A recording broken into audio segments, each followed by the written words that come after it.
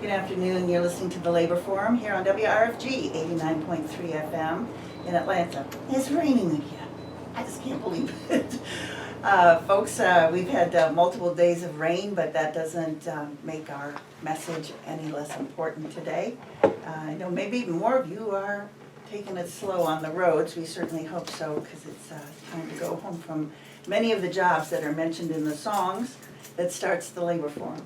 That particular tune is by John Fromer, comes from a CD, We Do the Work. Describes many, many, many of the jobs that people who come on this program actually do. My name is Diane Mathewitz. I'm a retired auto worker, member of UAW Local 10. My co-host is here, Paul McLennan, retired MARTA worker, ATU member, and activist. And we have two guests for our 4:15 to 4:30 segment, and then one for 4:30 to 5. I hope you'll stay tuned. The opinions that are expressed on this program may not be those necessarily of the Board of Directors, staff, or volunteers here at WRFG. We're going to start right away with our labor headlines for today, Monday, September 28th, 2015. From Bangladesh, a country often in the Labor Forum International News segment for stories about the exploitation of textile and garment workers and their heroic resistance, comes another example of worker organizing. Chevron, a US-based multinational corporation, has gas and oil exploration and extraction operations in the country. There are 463 Chevron workers, but only 37 have permanent jobs. The others are on rolling temporary contracts, some for as long as 20 years, despite Bangladeshi labor law limiting temporary employment to just 3 months. This arrangement appears in multiple countries, from Colombia to Qatar to the US, and includes citizen as well as migrants who are under contract as temporary workers with no rights and face a renewal process that is a way for bosses to get rid of workers who organize for better conditions. In April 2015, a new Chevron workers union filed for official government recognition. And then on May 20th, 75 workers filed cases claiming their right to permanent employment status. Chevron fired 17 of them, including all the elected leaders of the newly formed union. The oil giant claims that these workers were never their employees, but worked for a third-party labor broker who fired them. The workers have responded with demonstrations at the company doors that included their children holding signs saying, quote, "Reinstate my father," close quote, and "Don't stop our education." The workers are also being supported by national union federations in Bangladesh. In national news, on September 23rd, workers in Piedmont, Alabama, who produce seats for commercial trucks and vehicles at a CVG plant, voted overwhelmingly to join the United Auto Workers, UAW, and the vote was 89 to 45. Commercial Vehicle Group, that's CVG, bought the plant in 2011, and according to the workers, their pay, insurance costs, and working conditions have steadily worsened. Top pay was capped at $15.80 an hour. Insurance costs had tripled, and the heat inside the plant was dangerously high during the many months of Alabama summers. Workers made jokes about management giving them popsicles to, quote, "cool off," close quote, when they demanded the ventilation system be fixed. A main issue was CVG's use of temp workers who could stay in that status for years, getting paid $9.70 an hour with no benefits. With 141 full-time workers and as many as 60 temps, the fight for living wages and permanent status for all was a prime motivating factor in the union's success. The Piedmont Auto Plants Park is just one of many that are located now in Alabama. The decisive win at the CVG plant is a reflection of the growing consciousness of workers in the face of unrelenting capitalist profiteering. 34-year-old Tiffany Moore, a mother of two, employed at CVG for 6 years, explained the victory by saying, quote, "We're worth more than what we're being paid now," close quote. And her co-worker, Joe Etherton, spoke about the significance of the win, quote, "I hope the working people of Alabama see this and stand up and speak for themselves." The Labor Forum applauds the courage and determination of the CVG workers. And now for a big story here in Atlanta. Workers at Antico Foods, LLC, gained some justice on September 24th. The company, owner of several popular Italian and pizza restaurants in the Hemp Hill area of Atlanta, agreed to pay dozens of employees almost $330,000 for unpaid overtime. The U.S. Department of Labor filed a complaint charging Antico and its managing partner, Giovanni De Palma, with routinely failing to pay time and a half for as many as 30 hours of overtime a week. In addition, Antico Foods and De Palma are enjoined for 5 years from terminating or threatening to fire employees who file a complaint with the Labor Department or who cooperate in its investigation. This order includes causing any employee to be deported or threatening deportation for demanding their legally required pay. The Department of Labor investigation found that kitchen staff was improperly classified in order to exempt them from overtime coverage, and others were paid straight time for the additional hours. The consent agreement covers 56 workers who were cheated out of wages from February 5th, 2013 to February 5th, 2015. The company must make the payments within 60 days. Congrats to those workers. And lastly, this is just an aside, the death penalty is used exclusively for the workers and poor people. Kelly Gissendaner is scheduled to be executed tomorrow night for planning the 1997 murder of her husband with her lover, who did the actual killing. It is widely accepted that she has genuine remorse and has changed into a remarkably giving person while in prison, responsible for many other prisoners' successful transition back into society. For those wanting to register your opposition to her execution and the death penalty, there is a vigil tonight at 7 p.m. at the Capitol.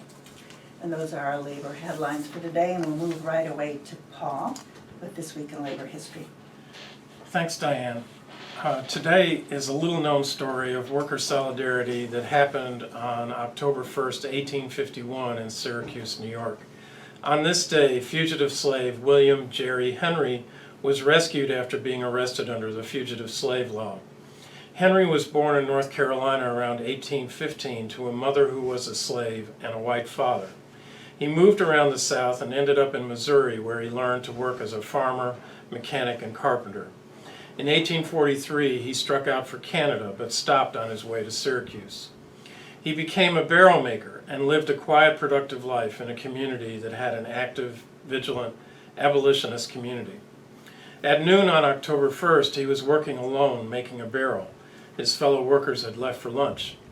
Federal marshals from New York State, accompanied by local police, entered the shop and said they were arresting him for the charge of theft. Only after being put in chains was he told the real reason for his arrest was the fugitive slave law.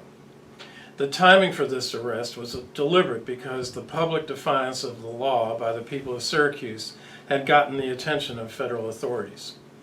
It so happened that an anti-slavery convention of the Liberty Party was being held in the city at the same time.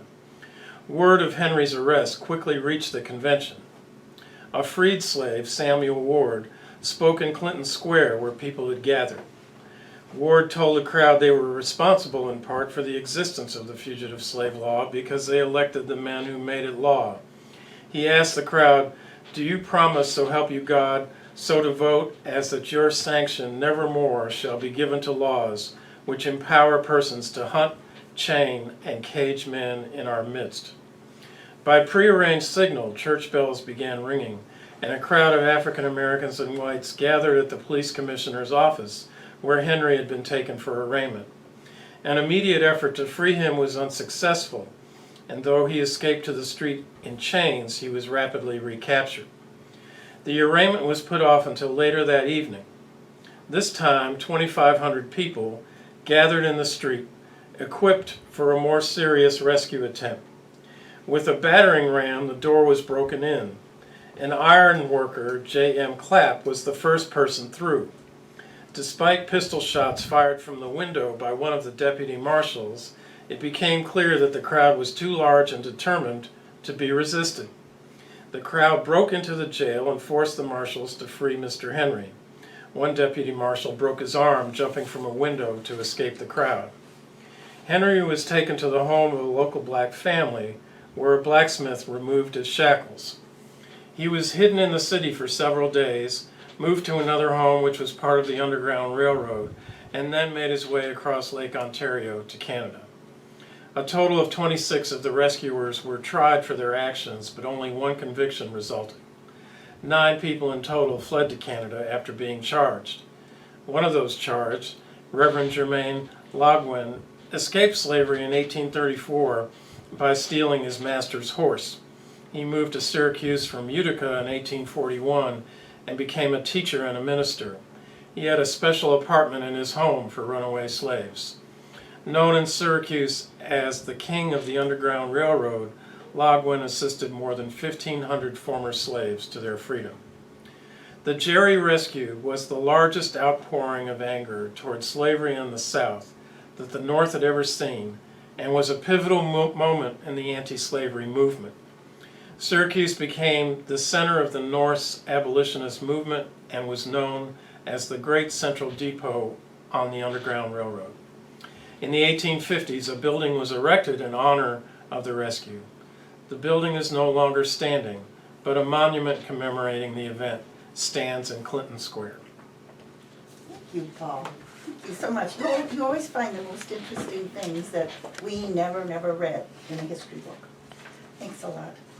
So, listeners and watchers, I want to make sure, again, everybody knows all the ways that you can hear the information on the Labor Forum. Of course, you can be tuned into your radio.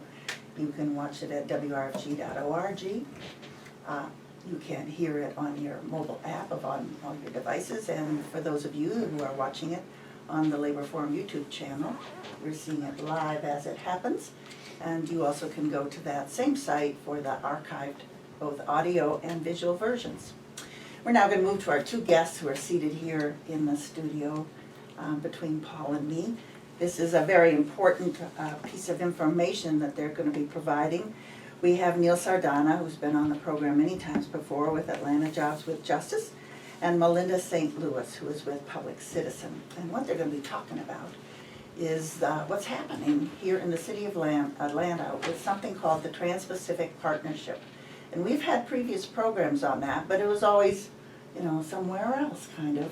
But here, it's happening right here in Atlanta, the final negotiating session of a deal that essentially is the most horrendous power grab by corporations, perhaps in history, definitely in history. And there's so much about it that is secret, and that's why our 2 guests, whatever they tell us, is going to be all good information, important for us to know. So I want to start with Melinda, because she is our out-of-town expert who knows so much about this, because she's truly been following it as part of her job at Public Citizen, where she's the International Campaign Director. So Melinda, welcome to the Labor Forum. We're really happy to have you I'm here. delighted to be here. Thanks. All right, so, so some things always go by their initials, and this goes by TPP, and I don't know if that's a reason to help make it even more unknowable and obscure, but it stands for Trans-Pacific Partnership. So what is that? Well, so the Trans-Pacific Partnership, or TPP, which is the latest in an alphabet soup of trade agreements or trade pacts that we have been monitoring and fighting for many years, it's a called a trade agreement, but what is actually happening is that large multinational corporations behind closed doors have been pushing for 12 country governments, including the United States, and it also includes Japan, includes Canada, Mexico, Peru, Chile, and then other countries in Asia, Vietnam, Malaysia, Australia, and New Zealand, have been negotiating for more than 6 years behind closed doors and it is a pact that addresses a whole host of issues that have nothing to do with what we typically think of as trade. So when you think of trade, you think, okay, how we're going to be exchanging goods and have tariffs and quotas. And there are 5 chapters of 29 chapters of this agreement that have to do with that.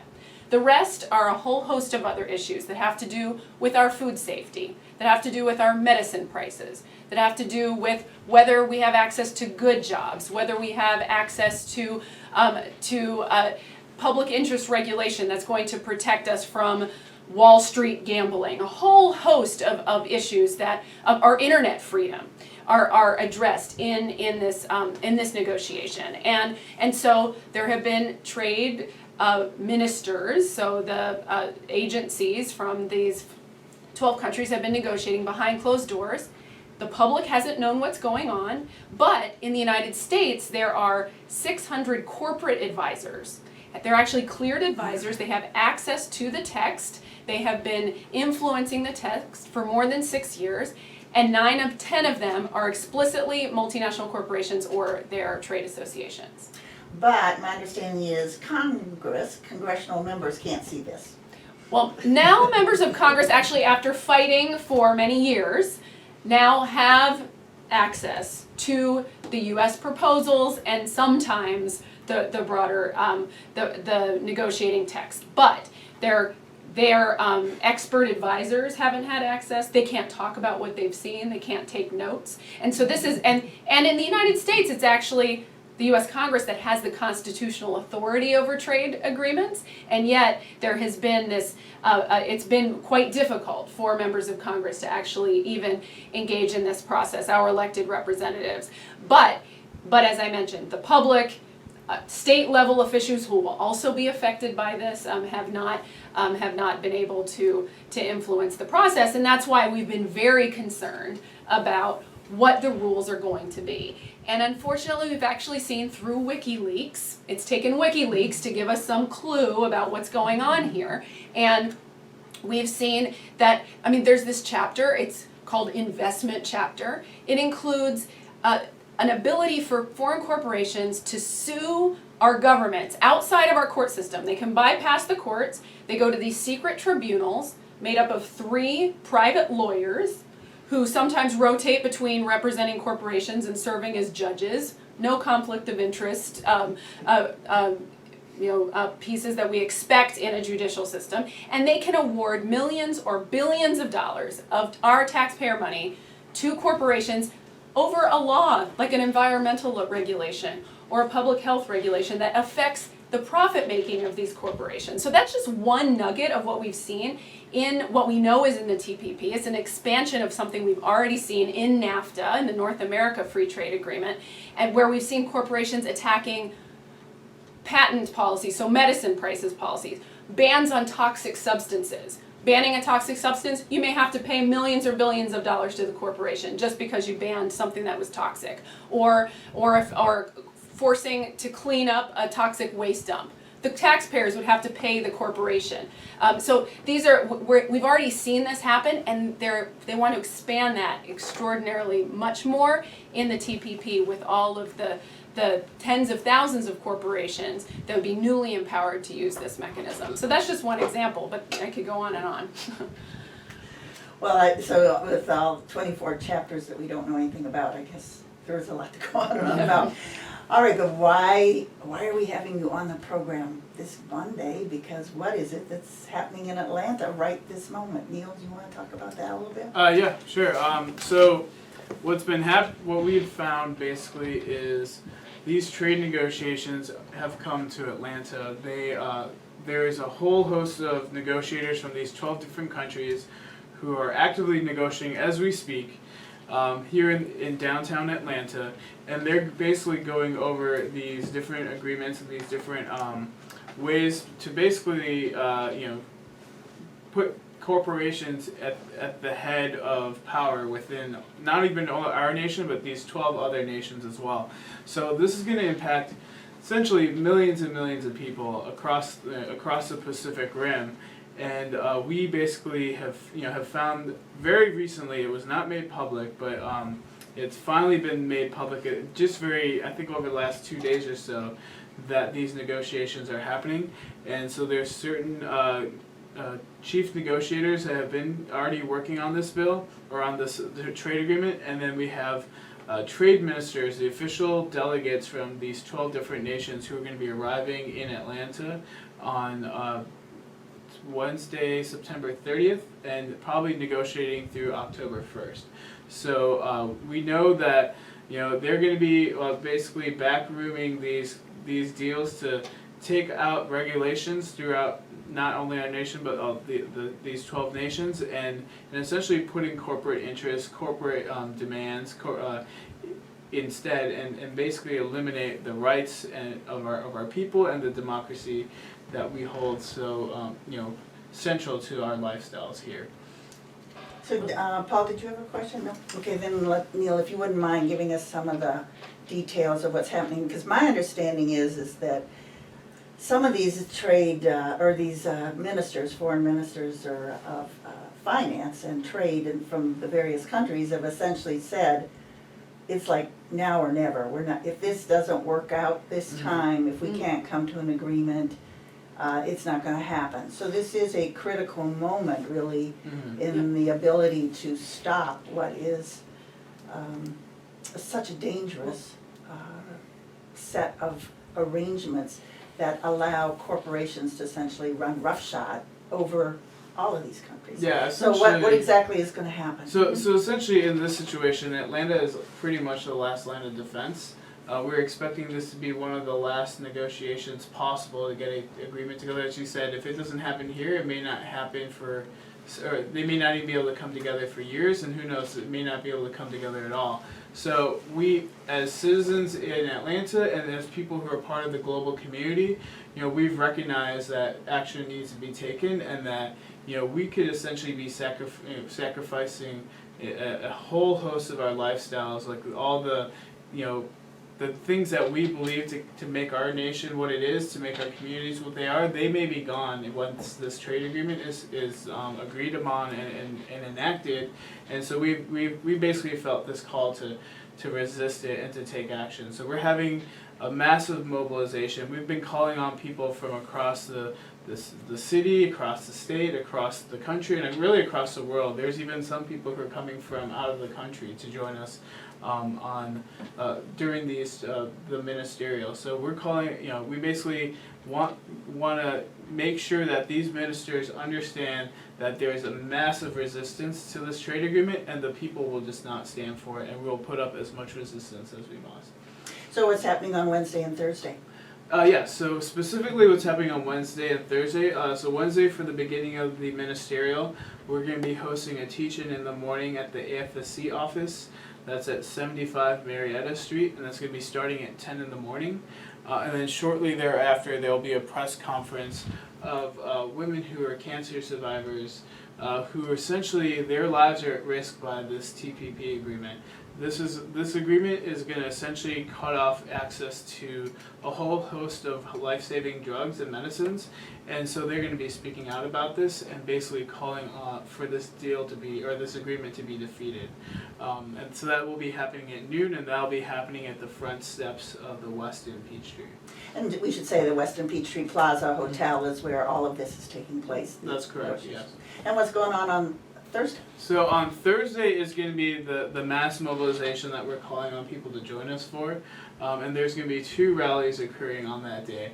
They'll be starting at noon, going from about noon to 2. There'll be what we're calling the Make Noise to Stop TPP rally, and we're basically asking folks, bring instruments. If you're in a marching band, bring your marching band. If you We want to make some noise. We want to show that people in this nation are absolutely upset about this agreement and about the fact that they're meeting in secret behind closed doors. We want our voices to be heard, and so we want to make sure they can hear us. So that's why we're asking folks to bring those instruments, and that's going to be, like I said, at noon to 2. And then later in the day, we wanted to have an opportunity for a broader mobilization. We know a lot of people work during the day, so we basically arranged a rally and a mobilization from 5 to 7 p.m. And both of these are basically going to be happening at Woodruff Park, also known as Troy Davis Park, and that will be at the north end of Woodruff at the International Peace Fountain, and it's at the corner of Auburn and Peachtree Street. All right, thank you very much. I want to give you both an opportunity to give some contact information for people who want to find out more about this TPP, and I'll start with Melinda. Great. Well, I will give 3 different websites that I think would be great to check out: www.tppkills.org, exposethetpp.org, and our website, which is www.tradewatch.org. Thank you, and you want to give contact info in case people need more information about the protests? Yeah, so locally, I'm speaking from Atlanta Jobs with Justice, and there's some information both on our website, which is at www.atlantajwj.org, and there's also information on our Facebook page. That's actually where a lot of the information has been shared. And basically, if you search for Atlanta JWJ or Atlanta Jobs with Justice on Facebook, you can find us. Or if you just go to facebook.com/Atlanta JWJ, you can go directly there and find all the information about these actions happening. Well, thank you both so much. So listeners, you have been hearing the knowledge of Melinda St. Louis with Public Citizen and Neil Sardana here in Atlanta with Atlanta Jobs with Justice. We thank you both for being here. All right. Thank you for having us. And Thank you. yeah, we appreciate everyone's help in stopping TPP with us. And we'll just take a brief moment now for a public service announcement from your listener-sponsored and supported WRFG. And we're bringing up Yvonne Robinson, State AFL-CIO Secretary-Treasurer, and we are going to be talking about this other phenomenon called misclassification, which interestingly enough was really mentioned in all 3 of today's headline stories from around the world. So please stay tuned. You're listening to WRFG 89.3 FM.